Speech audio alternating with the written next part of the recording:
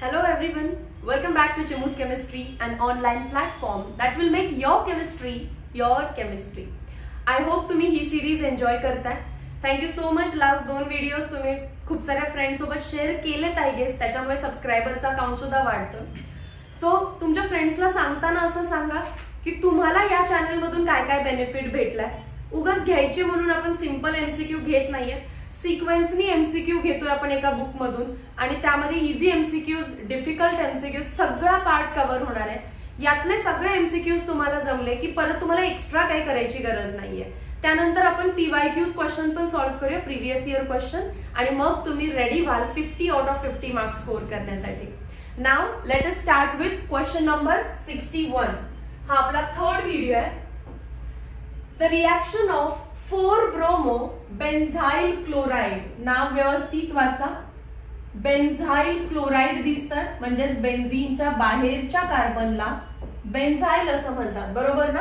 आणि त्याला लावायचं Cl. बेन्झाईल क्लोराइड आणि त्याला 4-bromo पण लागलेला आहे. बेन्झीनच्या 4th कार्बनला 1, 2, 3, 4th कार्बनला लावलेला आहे ब्रोमो. 4-bromo बेन्झाईल क्लोराइड हे त्याचं नाव आहे. आता मी परत एकदा रिपीट करते. आपला जे मेन चॅनल आहे चिमूज केमिस्ट्री, त्याच्यावरती आपण 10 व्हिडिओज अपलोड केलेले आहेत हॅलोजन डेरिव्हेटिव्हचे. कम्प्लीट थिअरी शिकवलेली आहे. सो पहिल्यांदा ते लेक्चर्स बघायचे आहेत तुम्हाला आणि मग एमसीक्यू सॉल्व्ह करायचे आहेत. जसं की 4-bromo बेन्झाईल क्लोराइड. बेन्झाईल क्लोराइड म्हणजे नेमकं काय हे थिअरीमध्ये ऑलरेडी शिकवलेलं आहे. 4-bromo म्हणजे 4th पोझिशनला ब्रोमो लावला. आता पुढे एमसीक्यू काय करायचंय, विथ NaCN त्याची रिएक्शन कोणासोबत करायची आहे, NaCN इन इथॅनॉल. हे बघून घाबरू नका. ही आपण एक जनरल रिएक्शन केलेली आठवतं तुम्हाला. Alkyl halide reacts with alcoholic KCN. अशा रिएक्शन्स करता ना तुम्ही. अल्कोहोलिक म्हणजेच काय असतं रे, इथेनॉल. सो इथेनॉल तुम्हाला फसवण्यासाठी लिहिलेलं आहे. That is alcoholic NaCN, nothing but like KCN. X minus gate replaced by Cn minus आणि आपला सायनाइड बनतो. सो सिमिलरली तुम्हाला इथे हॅलोजन रिमूव्ह करायचा आहे आणि सायनाइड लावायचा आहे. मग कोणता हॅलोजन? हा हॅलोजन रिप्लेस होईल का? नाही. हा हॅलोजन इथे पार्शल डबल बॉन्ड बनवतो. बेन्झीनला लागणारा हॅलोजन तुम्ही कधी रिप्लेस करू शकत नाही due to partial double bond character. इथे रेझोनन्स असतो. मग कोणता हॅलोजन रिप्लेस होईल? क्लोरीन. बेन्झीनची ring as it is. 4th पोझिशनचा ब्रोमो ऍज इट इज. नाही ब्रेक केला मी, कारण इथे लोन पेअर रेझोनन्स करते आणि पार्शल डबल बॉन्ड कॅरेक्टर येतं. पुढे आहे CH2. Cl जाऊन काय आलं तिथे, Cn. NaCN मधला Cn. बाय प्रोडक्ट काय बनला असणार आहे, सोडियम क्लोराइड. आता या कंपाऊंडचं नाव काय असणार आहे? 4th पोझिशनलाच ब्रोमो आहे, बरोबर ना? सो 4-bromo बेन्झाईल म्हणजे बेन्झीनच्या बाहेरचा कार्बन. फक्त पुढे मला काय म्हणायला लागेल त्याला, cyanide. 4-bromo benzyl cyanide. Option number A. या क्वेश्चन मध्ये चेक केलं की जर 2 हॅलोजन असतील आणि Cn वापरलाय तर कोणता हॅलोजन रिप्लेस कराल? जो साध्या कार्बनला लागलेला आहे, म्हणजे जो sp3 हायब्रिडाइज्ड आहे. हा sp2 असणार आहे, जो की ब्रेक करणं पॉसिबल नाहीये. ठीक आहे, चलो एकदा चेक करा. समजलंय का सगळ्यांना? Question number 62. Major product of the reaction. Reactant मध्ये सगळ्यात पहिल्यांदा आपल्याला अल्कीन दिलेलं आहे. Benzene, CH double bond, CH single bond, CH3. या अल्कीन वरती, अल्कीन दिसलीये ना सगळ्यांना? येस. या अल्कीन वरती काय टाकायचं असतं, HX ते पुट केलेले आहेत HBr आणि रिएक्शन करा. नॉर्मली अल्कीन वरती HBr पुट केलं तर आपण मार्कोनिकॉफ रूल यूज करतो. Negative part of reagent attack on that carbon which have less number of hydrogens. पण इकडे पहा, इथे पण एकच H आहे आणि इथे पण एकच H आहे. जर हायड्रोजनचा काउंट सेम झाला तर मात्र तुम्हाला मेकॅनिझम करावी लागेल. ठीक आहे. आता मेकॅनिझम काय आहे, तर डबल बॉन्ड जो आहे ना, डबल बॉन्ड म्हणजे इलेक्ट्रॉन्स. इलेक्ट्रॉन्स कोणाकडे जातील रे? H प्लस कडे. एक आहे H प्लस आणि दुसरा आहे Br मायनस. मग ही जी डबल बॉन्ड आहे, डबल बॉन्ड म्हणजेच काय? इलेक्ट्रॉन्स. इलेक्ट्रॉन्स कोणाकडे जाणार? पॉझिटिव्ह चार्ज कडे जाणार. आणि मग आपल्याला स्ट्रक्चर कसं दिसायला लागेल?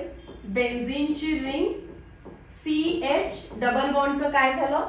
Single bond CH CH3. ती डबल बॉन्ड कोणाला घ्यायला गेली आहे? H ला. मग आयदर कार्बन नंबर 1 किंवा कार्बन नंबर 2, समजण्यासाठी 1 2 म्हणते, दोघांपैकी कोणतरी H घेणार आहे. आणि जो घेणार नाही त्याच्यावर चार्ज कुठला? पॉझिटिव्ह. ज्याने H घेतला त्याला H मिळेल, ज्याने नाही घेतला त्याच्यावर पॉझिटिव्ह चार्ज. सो दोन पॉसिबिलिटी आहेत. बेन्झीनची ring CH single bond CH आणि पुढे आहे CH3. आता आपण असं मानूया की याने H घेतला आणि याने नाही घेतला. नाही घेतला म्हणजे इलेक्ट्रॉन नाही घेतले, that is positive charge. No electrons म्हणजे चार्ज कुठला? पॉझिटिव्ह. इथपर्यंत समजलं? डबल बॉन्ड H ला घेऊन येतं. सो फर्स्ट कार्बनने घेतलं तर सेकंड कार्बनवर पॉझिटिव्ह, सेकंड कार्बनने H घेतला तर फर्स्ट कार्बनवर positive, and these both are carbocations. आता कार्बोकेटायनची स्टेबिलिटी चेक करा. More stable carbocation will give major product. जो ऑप्शन नंबर किंवा जो प्रोडक्ट नंबर 1 आहे, प्रोडक्ट नंबर 1 आणि याला आपण म्हणूया प्रोडक्ट नंबर 2. प्रोडक्ट नंबर 1 चा कार्बोकेटायन मला रेझोनन्स स्टॅबिलाइज्ड दिसतो. बरोबर आहे? कारण हा पॉझिटिव्ह चार्ज बेन्झीनच्या जस्ट बाजूला आहे, तर तो रेझोनन्सचा पार्ट होऊ शकतो. डबल बॉन्ड इथे जाईल, पॉझिटिव्ह चार्ज आत येईल, परत डबल बॉन्ड शिफ्ट होईल, पॉझिटिव्ह चार्ज शिफ्ट होईल. म्हणजेच पहिला जो प्रोडक्ट आहे तो रेझोनन्स स्टॅबिलाइज्ड आहे. आणि रेझोनन्स स्टॅबिलिटी सगळ्यात जास्त प्रायोरिटीची असते, तर हा प्रोडक्ट करेक्ट असणार आहे, प्रोडक्ट 1. तसं इथे रेझोनन्स आहे का? बेन्झीन रिंग पासून लांब आहे पॉझिटिव्ह चार्ज, सो याच्यामध्ये नो रेझोनन्स, याच्यामध्ये रेझोनन्स नाहीये. आणि ऑलवेज अल्फा हायड्रोजन काउंट करण्याआधी चेक करायचं रेझोनन्स आहे का, कारण रेझोनन्सला जास्त प्रायोरिटी असते हायपर कॉन्जुगेशन पेक्षा. सो ज्याच्यामध्ये रेझोनन्स आहे तिथे जाऊन आपला Br अटॅक करणार आहे. सो प्रोडक्ट काय बनेल बघा? बेन्झीनची ring CH single bond CH आणि समोर आहे CH3. इथे H लावलेला ना आपण, सो CH2 आणि Br येणार आहे या कार्बनवर. चेक करा कुठे असं option. Option number B is the correct answer. Clear आहे? मेकॅनिझम समजला? डबल बॉन्ड H ला घ्यायला जाते, सो दोन पैकी एक कार्बन H घेतो आणि दुसऱ्यावरती येतो पॉझिटिव्ह चार्ज, म्हणजेच कार्बोकॅटायन बनतो. More stable carbocation will be major product आणि रेझोनन्स वाला कार्बोकॅटायन सगळ्यात जास्त मेजर जातो. Question number 63. Synthesis of alkyl fluoride can be best obtained by free radical, Sandmeyer, Finkelstein की स्वॉट. अल्काइल फ्लोराइड्स नॉर्मली कुठल्याच मेथडने बनत नाही, फक्त हॅलोजन एक्सचेंज रिएक्शनने बनतात. हॅलोजन एक्सचेंज रिएक्शन्स कोण आहे? एक तर आहे फिंगल्स्टन नाहीतर स्वॉट. F ला F मॅच करायचं नाही, सो RF बनवण्याची मेथड कोणती आहे? स्वॉट्स रिएक्शन. ठीक आहे? Next 64. In halogen derivative CX bond is, options वाचा काय म्हणतात? Purely ionic, purely covalent, partial ionic, partial coordinate, partial covalent, partial ionic. Theory lectures मध्ये पण आपण बघितलेलं आहे C आणि X मध्ये इलेक्ट्रोनिगेटिव्हिटी डिफरन्स आहे. सो म्युच्युअल शेअर झालेले इलेक्ट्रॉन थोडेसे क्लोरीन आपल्याकडे खेचतो. क्लोरीन हॅव किंवा halogen have tendency to pull the electrons and hence get partial negative charge, आणि कार्बन वरती चार्ज येतो partial positive. So they are partial ionic. Positive negative charge दिसतोय म्हणजेच काय? ते पार्शियली आयोनिक आहे, पण दोघांच्या मधला बॉन्ड म्युच्युअल शेअरिंगने झालाय, म्हणजेच पार्शियल आयोनिक नेचर पण आहे आणि पार्शियल कोव्हॅलेंट. ऍक्च्युअल मध्ये बॉन्ड कोव्हॅलेंट आहे, but due to electronegativity difference partial ionic character येतं. Partial ionic, partial covalent. Option number D. चुकून कोऑर्डिनेटला टिक करा, कोऑर्डिनेट नाही, covalent. Question number 65. CX bond length in haloalkanes decreases in the order. सगळ्यात पहिल्यांदा कार्बनचा bond fluorine सोबत, मग कार्बनचा bond bromine, sorry fluorine नंतर कोण येणार, क्लोरीन, मग ब्रोमीन आणि मग आयोडीन. ओके, सो आपल्याला माहितीये की कार्बन सेकंड पिरियड मध्ये, हा सो याच्यामध्ये 2p ऑर्बिटल ओव्हरलॅप झालेला असणार आहे आणि हा पण सेकंड पिरियड मध्येच आहे. सो 2p ओव्हरलॅप आहे. कार्बन 2p ऑर्बिटल म्हणजे सेकंड पिरियडच्या p ब्लॉक मध्ये, पण क्लोरीन थर्ड पिरियडच्या p ब्लॉक मध्ये. इथे या कार्बन सेकंड पिरियडच्या p ब्लॉक मध्ये, ब्रोमीन फोर्थ पिरियडच्या p ब्लॉक मध्ये, कार्बन सेकंड पिरियडच्या p ब्लॉक मध्ये आणि आयोडीन फिफ्थ पिरियडच्या p ब्लॉक मध्ये. आणि व्हीबीटी काय सांगते रे, जर साइजेस कंपेरेबल असतील तर बॉन्ड स्ट्रॉंग बनतो. सो बॉन्ड स्ट्रेंथ कोणाची जास्त असणार आहे, ज्यांच्यामध्ये ओव्हरलॅपिंग चांगलं आहे, ज्यांची साइज कंपेरेबल आहे, 2p. So CF bond strength is greater than CCl greater than CBr greater than CI. Last जर बघितलं ना, कार्बन एकदम छोटासा आहे आणि आयोडीन खूप मोठा आहे, तर छोटासा कार्बन मोठ्या आयोडीन सोबत चांगला बॉन्ड नाही बनवणार. बॉन्ड स्ट्रॉंग कधी बनतो, दोन्ही ॲटमची साईज ही कंपेरेबल लागते. सो ही झाली bond strength and we know bond strength is inversely proportional to bond length, is inversely proportional to bond length.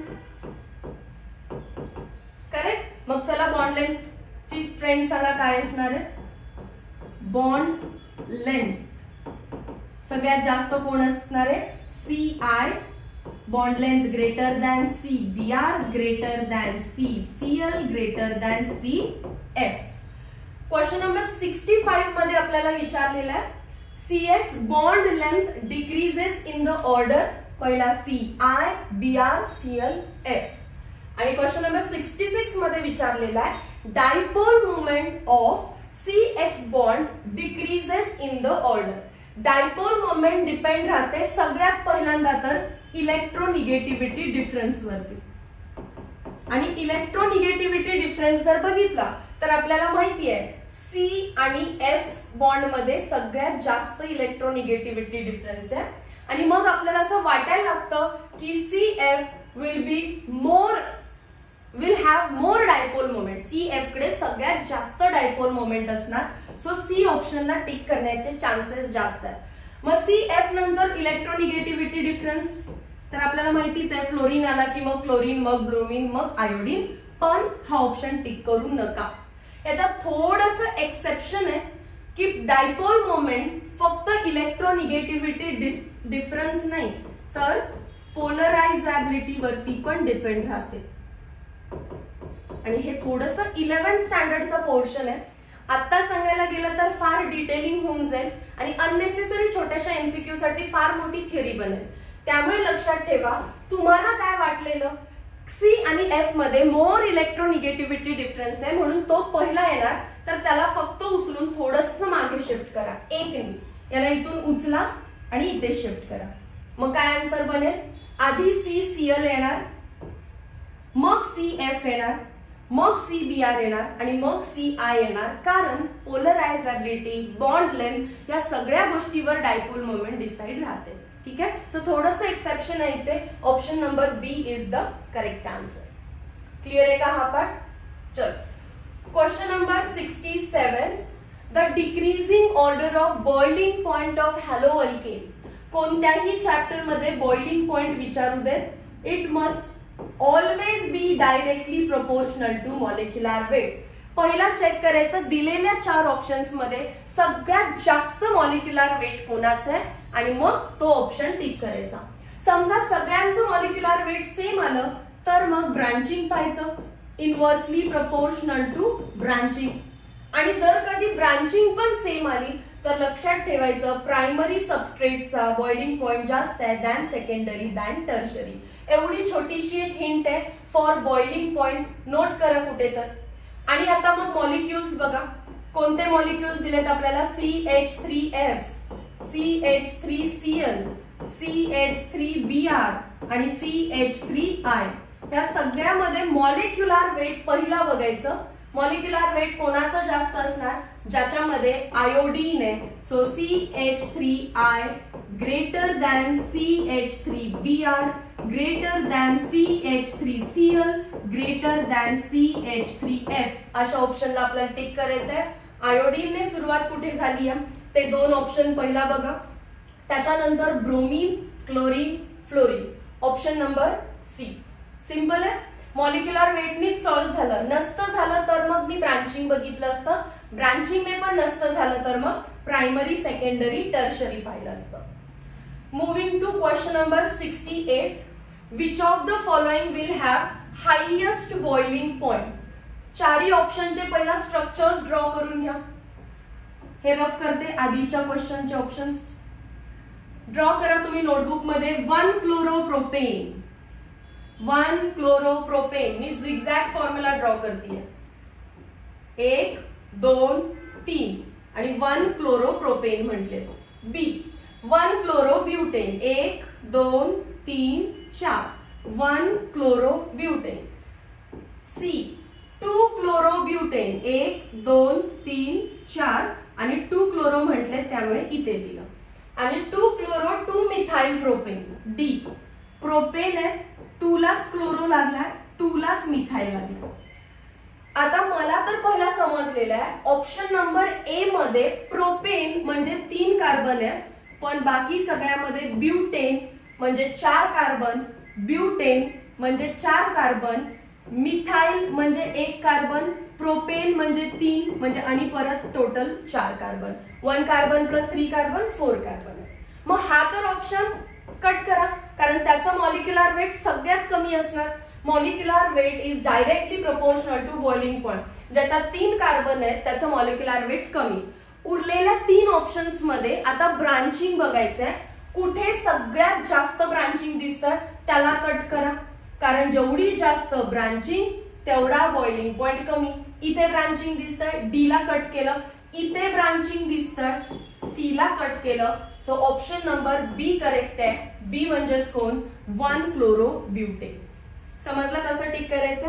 IUPAC दिले असतील तर स्ट्रक्चर ड्रॉ करा.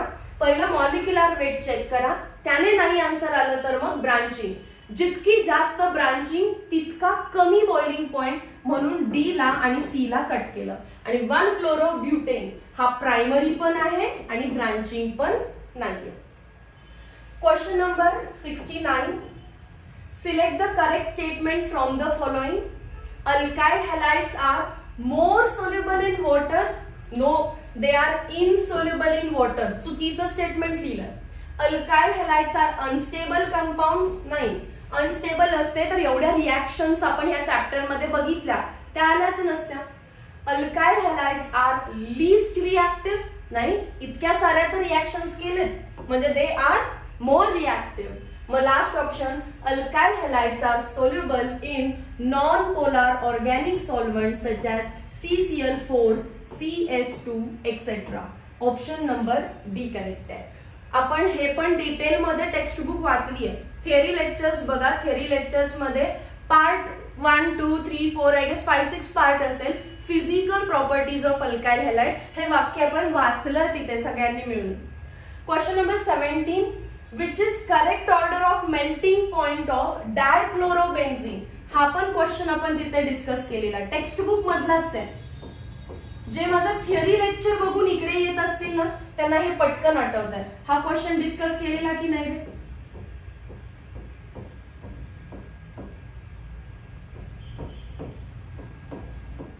डायक्लोरोबेन्झीन्स हा पॅरा, आणि तिथे ते म्हटलेले की पॅराचा मेल्टिंग पॉइंट सगळ्यात जास्त असतो दॅन ऑर्थो दॅन मेटा. आणि आपल्याला गिव्ह रिझन विचारलेलं, हे तर डायरेक्ट दिलं. गिव्ह रिझन काय होतं? हे जे स्ट्रक्चर आहे पॅरा ते सिमेट्रिक स्ट्रक्चर आहे बघा, आणि इतकं सिमेट्रिक स्ट्रक्चर आहे की क्लोजली असे पॅक होतात. ही अशी प्लेट असल्यासारखी आहे. या प्लेटच्या मागे अजून एक मॉलिक्यूल, असं इतकं क्लोज पॅक स्ट्रक्चर होतं की प्रॉपर स्ट्रॉंग इंटरमॉलिक्युलर फोर्स बनतो, ज्याला ब्रेक करायला जास्त टेम्परेचर द्यायला लागतं. सो त्याचा मेल्टिंग पॉइंट सगळ्यात जास्त आहे. मग असा ऑप्शन शोधा की जिथे पॅराचा मेल्टिंग पॉइंट जास्त म्हणतात. ऑप्शन नंबर ए आहे आणि ऑप्शन नंबर सी एक आहे. त्याच्यानंतर ऑर्थोच आहे आणि त्याच्यानंतर मेटाच आहे. बाकीचे दोन तुम्हाला लक्षातच ठेवायला लागतील आणि ओ आधी येतो आणि मग एम. सो ऑर्थोचा जास्त आहे आणि मग मेटाचा ऑप्शन नंबर सी. मी हे कसं पाठ केलं तर पॅरा मला माहिती आहे आणि त्याच्यानंतर मी लक्षात ठेवते ओ एम. ठीक है.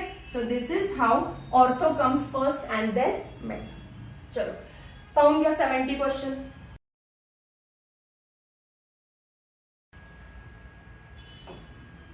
Question number 71. Which of the following will have least boiling point. आता तुम्ही सांगा सगळ्यात कमी मॉलिक्युलर वेट कोणाचं असेल. या 3 क्लोरीन आहेत, 1 क्लोरीन, 2 क्लोरीन, 4 क्लोरीन. डेफिनेटली है ना. कार्बन तर सगळ्यांमध्ये एक आहे, मग मी क्लोरीन बघितले. कमी क्लोरीन म्हणजे सगळ्यात कमी मॉलिक्युलर वेट आहे. मॉलिक्युलर वेट कमी, हेन्स बॉइलिंग पॉइंट पण कमी. लीस्ट विचारलंय. Question number 72. Select the correct statement from the following. Isomeric dihalogen benzene show large variations in boiling point. नाही, आइसोमेरिक डायहॅलोजन बेन्झीन्स म्हणजे या. हे कोणाची ट्रेंड होती. यांच्या मेल्टिंग पॉइंटची ट्रेंड होती. मेल्टिंग पॉइंट मध्ये लार्ज डिफरन्स दिसतो, बॉइलिंग पॉइंट मध्ये नाही दिसणार. कारण बॉइलिंग पॉइंट कोणावर डिपेंड असतो. Directly proportional to molecular weight. फार काय मॉलिक्युलर वेट बदलणार आहे का. अहो मॅन, मॉलिक्युलर वेट तर बदलणारच नाहीये. बघा हे 3 कंपाऊंड, मॉलिक्युलर वेट चेंज होईल का यांचं. नाही. सो मॉलिक्युलर वेट जर सेम असेल तर बॉइलिंग पॉइंट जेमतेम सेम असतो, एक्झॅक्ट सेम नाही. ठीक आहे, कारण ब्रांचिंग वगैरे डिफरंट आहे. सो इतका काही फार लार्ज डिफरन्स नसणार आहे. मग इथे जे दिलेलं आहे शो लार्ज व्हेरिएशन्स, हे चुकीचं लिहिलेलं. Option B melting point. आता ते मेल्टिंग पॉइंट बद्दल बोलतात. Of para dihalogen benzene is highest due to symmetrical structure which leads to close packing. हेच तर रिझन मी आता सांगितलं की melting point of para is highest because ते सिमेट्रिक स्ट्रक्चर आहे आणि पॅकिंग त्याचं एकदम क्लोज होतं. सो त्याला ब्रेक करायला जास्त टेम्परेचर द्यायला लागतं. Aryl halides dissolve readily in water. Alkyl halide आणि अराइल हॅलाइड पाण्यात सोल्युबल होत नाही. Alkyl halides are soluble in water. No. So एक ऑप्शन करेक्ट आहे, that is B. Question number 73. In CH3CH2CH2Br, the CBr bond is formed by overlapping of. Hybridisation काय आहे या कार्बनचं. sp3. आणि हा ब्रोमीन कोणत्या पिरियड मध्ये. Fluorine, chlorine, bromine. फ्लोरीन असतो सेकंड पिरियड मध्ये, थर्ड, मग हा 4th पिरियडचा आहे. हा 4th पिरियड मध्ये आहे आणि पी ब्लॉक मध्ये. सो 4th पिरियडच्या पी ब्लॉकचा झेड ऑर्बिटल तिथे ओव्हरलॅप करत असतो. sp3 4pz. ऑप्शन नंबर बी. sp3 आणि 4p जरी टिक केलं तरी चालेल. Which of the following statement is true in case of alkyl halides. They are polar, partial positive, partial negative. Hydrogen bond बनत नाही. सोल्युबल इन वॉटर नाही. Undergo addition reaction नाही. Who undergo addition reaction. Addition reactions कोणामध्ये दिसतात. Alkyne मध्ये. ठीक आहे. आणि हायड्रोजन बॉन्डची तर हिंट तुम्हाला माहितीच आहे. Hydrogen should be attach to F और ओ और एन. आता आर एक्स मध्ये एफ ओ एन आहेत का. नाही आहेत. सो संपला विषय. Question number 75. Arrange the following in increasing order of boiling point. मला ब्रांचिंग दिसलं. बघा नजर स्ट्रॉंग पाहिजे. इथे ब्रांचिंग दिसलं आणि आपण काय ठरवलं. जेवढं जास्त ब्रांचिंग तेवढा कमी बॉइलिंग पॉइंट. मग सी ऑप्शन सगळ्यात कमी पाहिजे. इथे सी जास्त लिहिलाय, रॉंग. इथे सी सगळ्यात कमी लिहिलाय, हा पण रॉंग. इथे सी सगळ्यात कमी लिहिलाय. ठीक आहे. बघा आपण हिंट लिहिलेली. Molecular weight is directly proportional to boiling point and inversely proportional to branching. जेवढं जास्त ब्रांचिंग तेवढा बॉइलिंग पॉइंट कमी. मग दुसऱ्या दोघांमध्ये ब्रांचिंग कुठे दिसतं? ए मध्ये. सो आधी सी दिसेल सगळ्यात कमी, मग ए दिसेल आणि मग बी दिसेल. असं ऑप्शन कुठे आहे? सी. असं ऑप्शन कुठे आहे? C. Question number 76. Chiral molecule are those molecules. Chiral कोणाला म्हणतो रे आपण? कार्बन असा 4 वेगवेगळ्या ग्रुपला लागला पाहिजे आणि आपण त्याच्यावरती असं ऍस्टेरिक सिम्बॉल देतो. आणि हा झाला कायरल कार्बन. आणि कायरल कार्बन ज्यामध्ये असतो तो अख्खा कंपाऊंड कसा बनतो? Optically active. Optically active. आता बघूया ऑप्शन्स वाचून. आपल्याला जे माहित आहे ते आधी रिवाइज केलं. कार्बनने 4 वेगवेगळे बॉन्ड बनवले असतील तर त्याला कायरल कार्बन म्हणतात. अख्खा कंपाऊंड बनतो कायरल कंपाऊंड आणि कायरल कंपाऊंडचा optically active. Show geometrical isomerism. Wrong. Unstable असतात. नाही. Superimposable on their mirror image. Exactly opposite लिहिलंय. काय पाहिजे? Non superimposable on their mirror image. कारण कायरॅलिटी म्हणजेच काय रे?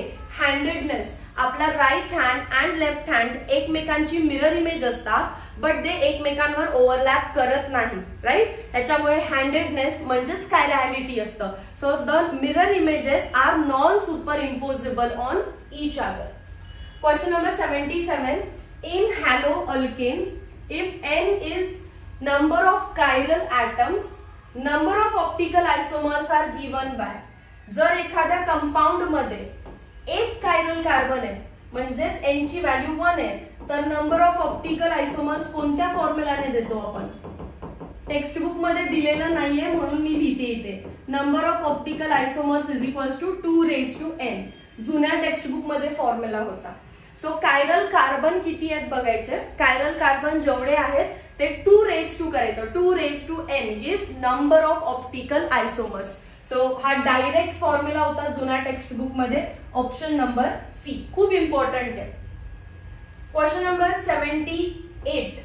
The vibrations of monochromatic light occurs in. परत एक इम्पॉर्टंट क्वेश्चन, कारण या क्वेश्चन मध्ये मी स्वतः कन्फ्युज झालेली थोडी. 3 टाईपचे लाईट सांगते. एक तर ऑर्डिनरी लाईट. जी ऑर्डिनरी लाईट असते त्याच्यामध्ये वेगवेगळ्या डिफरंट वेव्हलेंथच्या तुम्हाला लाईट्स दिसतील. Different wavelength. आणि ते जे व्हायब्रेशन्स करत असतात, ऑसिलेशन्स करत असतात, ते पण डिफरंट प्लेन्स मध्ये करत असतात. डिफरंट प्लेन्स म्हणजे काय? वेगवेगळ्या म्हणजेच मेनी प्लेन्स मध्ये. आणि मग मोनोक्रोमॅटिक लाईट काय असते? मोनोक्रोमॅटिक. मोनो म्हणजे एक. सो त्याच्यामध्ये फक्त 1 वेव्हलेंथ असते. पण वेव्हलेंथ जरी एक असेल, ती एक वेव्हलेंथ अशी अप डाऊन किंवा साइडवेज किंवा तिरकी अशी कुठल्याही प्लेन मध्ये ती व्हायब्रेट करू शकते. म्हणजे परत it vibrates in many planes. Okay. मग आपल्याला विचारलंय मोनोक्रोमॅटिक लाईट आणि कोणत्या प्लेन मध्ये व्हायब्रेट करते? Vibrates in many planes. Different wavelength आणि व्हायब्रेशन्स पण कुठे? मेनी प्लेन्स मध्ये. मोनोक्रोमॅटिक लाईट भले वेव्हलेंथ एक आहे पण व्हायब्रेशन ती मल्टिपल प्लेन्स मध्ये करत असते. आणि मग तिसरी जी आपल्या सिलेबसला आहे, प्लेन पोलराइज्ड लाईट. याच्यामध्ये वेव्हलेंथ पण एक असते, 1 wavelength and vibrates in 1 plane. Vibrates in 1 plane. थोडंसं एक्स्ट्रा रीडिंग केल्यानंतर हा पार्ट समजला. इवन मी ऑफलाईनच्या लेक्चर मध्ये असं बोललेले की vibration of monochromatic light occurs in 1 plane, पण तसं नाहीये. Vibration of monochromatic lights occur in multiple plane. Wavelength एक आहे पण व्हायब्रेशन्स मेनी प्लेन्स मध्ये. सो ऑप्शन नंबर डी ला स्टिक करायचं आहे. इम्पॉर्टंट क्वेश्चन आहे. ओके. चलो question number 79. A ray of light which vibrates in 1 plane perpendicular to the direction of propagation of light vibrates in 1 plane. तर त्याला काय म्हणायचं? PPL म्हणजेच plane polarized light. Option number B. Okay. तिन्हीतला difference समजला. Ordinary light भरपूर wavelength भरपूर direction, monochromatic light एकच वेवलेंथ भरपूर डायरेक्शन्स मध्ये व्हायब्रेट होईल, आणि प्लेन पोलराइज लाईट एक वेवलेंथ एका डायरेक्शन मध्ये व्हायब्रेट होईल. Question number 80. Optical active compound can rotate the plane of plane polarize light either towards left hand side or right hand side. Over explanation देत नाहीये, सगळ्यांना माहिती असतं प्लेन पोलराइज लाईट एकतर राईटला किंवा लेफ्टला झुकली जाते by some angle theta. That theta is called as angle of specific rotation. Question number 81. Dextro-rotatory substance rotates the plane of plane polarized light towards right hand side. To the right. एवढंच check करा. Left चुकीचं आहे. First to right then to left confuse केलं. Dextro म्हटलं की right hand side आणि laevo म्हटलं तर left hand side. 82. Stereo isomers which have identical physical and chemical properties but differ in the behavior towards plane polarized light are called as optical isomers. काय म्हणायचंय बघा त्यांना. आपण आता एक मॉलिक्यूल काढलेला कायरल मॉलिक्यूल, तो कायरल मॉलिक्यूल आणि त्याची मिरर इमेज, हे दोन वेगवेगळे मॉलिक्यूल झाले. हा मॉलिक्यूल 1 आणि हा molecule 2. They are not same molecules. तो मॉलिक्यूल आणि त्याच्या मिरर इमेज सारखा दिसणारा मॉलिक्यूल हे दोन वेगळे मॉलिक्यूल असतात. They are not identical. आणि ह्या दोन मॉलिक्यूलच्या सगळ्या फिजिकल प्रॉपर्टीज बघितल्या तर सेम येतात. सर्व केमिकल प्रॉपर्टीज बघितल्या तर सेम येतात. मग काय डिफरंट येतो? थीटा डिफरंट येतो. म्हणजेच मॉलिक्यूल 1 चा थीटा जर पॉझिटिव्ह 52 डिग्री असेल तर मॉलिक्यूल 2 असणार आहे निगेटिव्ह 52 डिग्री. म्हणजे एक राईट हँड साइडला रोटेट करतो पीपीएल ला तर एक लेफ्ट हँड साइडला. आणि या सगळ्या प्रोसेसला काय म्हणायचं? Optical isomers. Option number A. Option number A. Geometrical conformational tautomer ह्या चॅप्टरचे हे शब्दच नव्हेत. मग optical isomer. Question number 83. In which of the following molecule carbon atom marked as asterisk is chiral. कोणता कायरल आहे? मला तर फर्स्ट वन कायरल वाटतो. हायड्रोजन आयोडीन ब्रोमीन क्लोरीन हा तर आहे, हा पण आहे, चारी वेगळे ग्रुप लागलेत. हा पण आहे, हा नाहीये कारण दोन्ही एच आहेत. हा नाहीये. So 1 2 3 1 2 3 4 wrong. 1 3 4 wrong. 1 2 3. So option number B correct आहे. Question number 84. Which of the following compound is chiral? A B C D. सगळ्यांचं स्ट्रक्चर ड्रॉ करा. पांटान नाहीये, ते पेंटेन आहे. 1 2 3. 3 ला काय लावायचंय? OH. 4 5. थोडस झिगझॅग काढलं तर पटकन होईल खरं तर, पण तुम्हाला समजणार नाही. याच्यामध्ये कायरल कार्बन नाहीये कारण इकडे आणि इकडे आयडेंटिकल ग्रुप दिसतोय. आपल्याला 4 वेगळे ग्रुप्स पाहिजेत. सो मी ऑप्शन बी चेक करते लगेच. पेंटॅन 1 ol. First carbon, second carbon, third carbon, fourth carbon, fifth carbon आणि 1 ऑल. इथे काय असतो रे? CH2. तिथेच 2 सेम ग्रुप झाले, सेम हायड्रोजन झाले. सो हा पण नाही. मग सी चेक करूया. 3 methyl butan 1 ol. First carbon, second carbon, third carbon, fourth carbon, butan 1 ol म्हटले. 1 2 3 4. अजून 3 ला मिथाइल ग्रुप लागलेला आहे. चेक करा हा कायरल आहे का? तर नाही. कुठेच असा कार्बन दिसत नाहीये की जो आपल्याला 4 वेगवेगळे बॉन्ड्स दाखवेल. सो A B C तर रॉंग आहे. डायरेक्टली इरेज करू. चला मग करेक्ट ऑप्शन फक्त ड्रॉ करूया आता. D. 2 methyl butan 1 ol. 2 methyl म्हणजे इथे सेकंड कार्बनला butan 1 ol. CH3 CH2 CH2 OH. आता याला मी इथे कायरल म्हणू शकते. दिस इज कायरल कारण त्याला एक साइडला लागलेला आहे इथाइल, या साइडला लागलेला आहे मिथाइल, एक आहे हायड्रोजन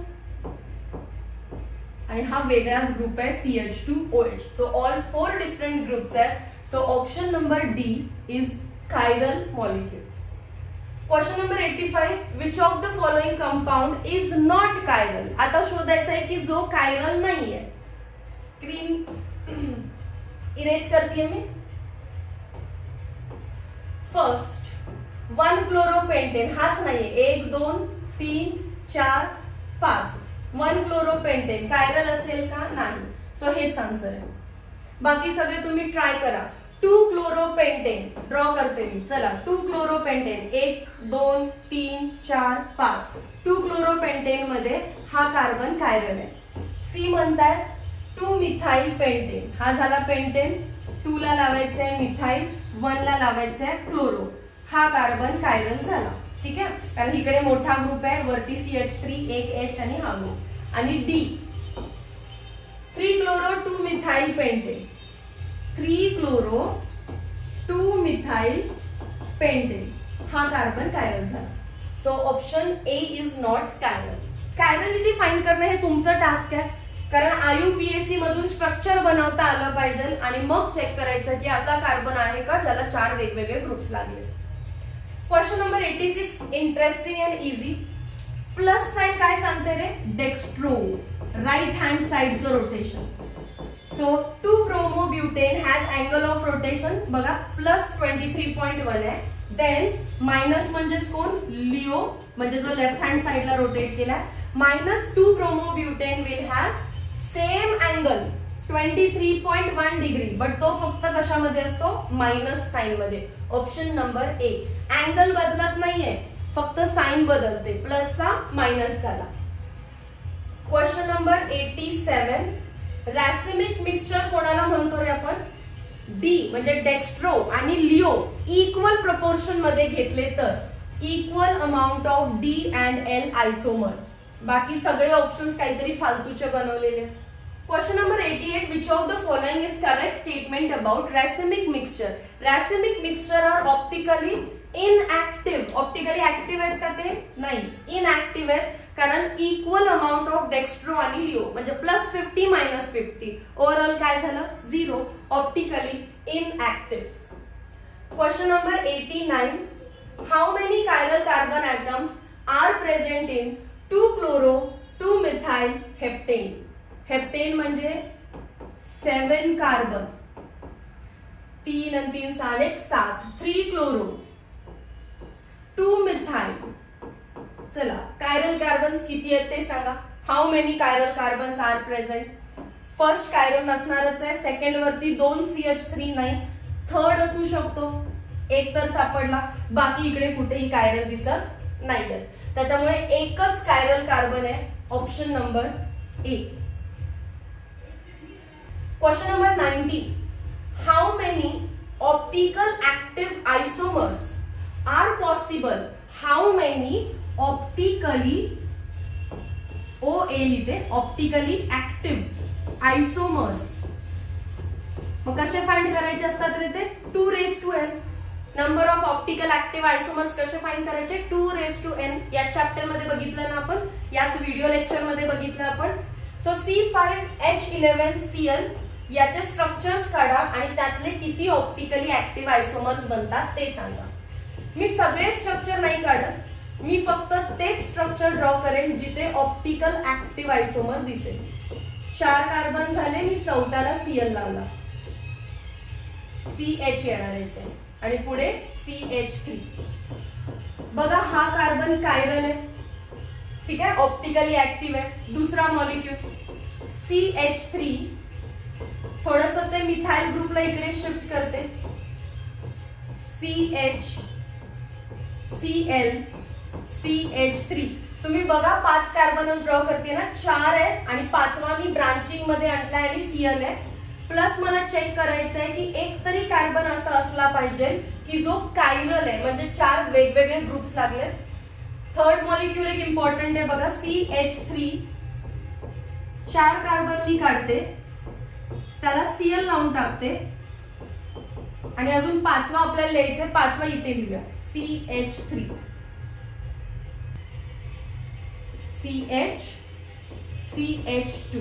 करेक्ट आहे, हा कायरल येतो. 4 वेगवेगळे ग्रुप, इथाइल, मिथाइल, H आणि CH2Cl. तसेच C5H11Cl चे भरपूर मॉलिक्युल्स बनतील, पण मला फक्त ते फाइंड करायचे जे ऑप्टिकली ऍक्टिव्ह आहे. सो ऑप्टिकल ऍक्टिव्ह मॉलिक्युल्स मला 3 भेटलेले आहेत. पण नंबर ऑफ ऑप्टिकल आयसोमर्स कसे फाइंड करायचे? 2n. Number of chiral carbons किती आहेत? 1 2 3. So 2 that is equals to 8. So total optical active isomers किती भेटणार आहेत आपल्याला? 8. हा जो लास्टचा क्वेश्चन आहे तो फार इम्पॉर्टंट आहे. आपला आन्सर किती आला रे? 8. C5H11Cl भरपूर स्ट्रक्चर बनतात, पण मी ते 3च स्ट्रक्चर ड्रॉ केले ज्याच्यामध्ये आपल्याला कायरल कार्बन सापडणार आहे. आणि आपल्याला total number of optical active आयसोमर्स विचारले, जे की 2n म्हणजे 2 म्हणजेच आन्सर आलं 8. पण ह्या बुकचं जर बॅकसाइड आन्सर चेक केलं तर ते म्हणतात आन्सर आहे 4. का? कारण त्यांनी फक्त हे 2 मॉलिक्युलच ड्रॉ केलेत, हा केला नाही. सो 2 आन्सर त्यांचं 4 बनलं. ओके. नेक्स्ट, काही वेबसाईट म्हणतात आन्सर 3 आहे, हेच काउंट केले त्यांनी, हा 1 हा 2 हा 3 आणि डायरेक्टली 3 ला टिक करतात. ओके. सो ते पण रॉंग आहे. आणि काही 2च ड्रॉ करतात आणि 2 ला टिक करतात. Total number of optical active आयसोमर्स find करण्याचा फॉर्म्युला आहे 2n. सो तुम्हाला जेवढे कंपाऊंड्स भेटतायत त्यात किती कायरल कार्बन आहेत ते फाइंड करा. आपले 3 आले. So 2 answer is 8. Okay. So that's all for today's 30 MCQs. Please do let me know की तुम्हाला व्हिडिओ सिरीज कशी वाटतीये. खरंच तुमचे चॅट्स मध्ये मी कमेंट्स वाचतीये कमेंट बॉक्समध्ये, आणि तुम्हाला जर काही त्याच्यामध्ये मला अजून एक्स्ट्रा इनपुट्स द्यायचे असतील की मॅम आपण असं करूया अजून जास्त बेनिफिट होईल, तर definitely I will always welcome your comments. Meet you in next video lecture. Till then thank you so much. Subscribe करायला आणि लाईक करायला विसरू नका.